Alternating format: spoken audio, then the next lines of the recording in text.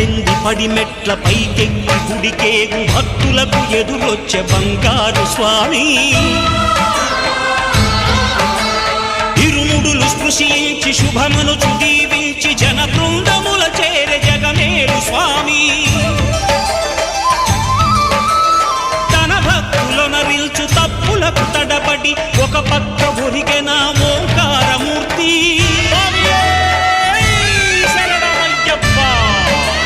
స్వాములందరూ తనకు సాయము కాగా ధీమంతుడై లేచే ఆ కన్య స్వామి